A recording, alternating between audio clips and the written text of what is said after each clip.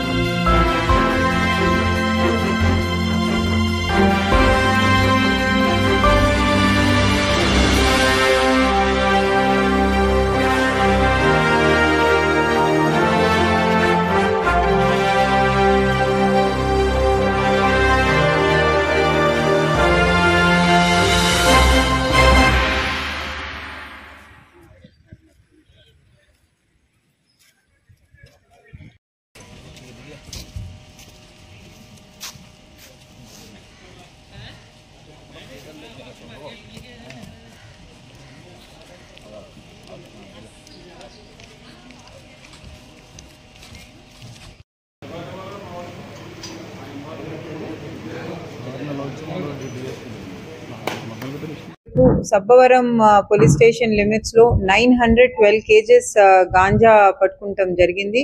ఇది 456 ప్యాకెట్స్ లో ప్యాక్ చేసి ఉంది. సో ఇన్ఫర్మేషన్ మేరకు ఈ ట్రక్ ని పట్టుకొని ఈ ట్రక్ లో ఒక స్పెషల్ క్యాబిన్ పెట్టారు. ఏదైతే దేంట్లో అయితే కన్సీల్ చేసి గాంజా హైడ్ చేశారో అది మన డ్రైవర్ క్యాబిన్ లో ఒక బాక్స్ లాంటి స్పెషల్ క్యాబిన్ చేశారు.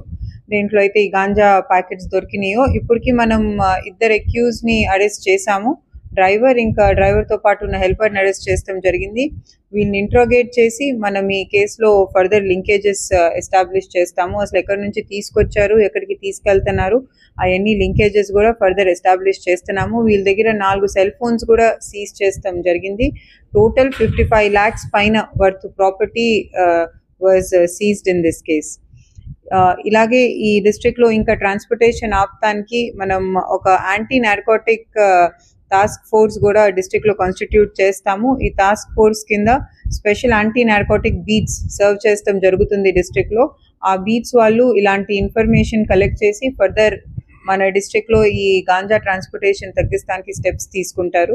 అట్లాగే ఏదైతే 2 నార్కోటిక్ స్నిఫింగ్ డాగ్స్ ఉన్నాయో ఆ డాగ్స్ ద్వారా కూడా మనం టోల్ ప్లాజాస్ దగ్గర ఇంకా చెక్ పోస్ట్ దగ్గర ఈ నార్కోటిక్ స్నిఫింగ్ డాగ్స్ యూజ్ చేసి కూడా గాంజాని డిటెక్ట్ చేస్తాం జరుగుతుంది.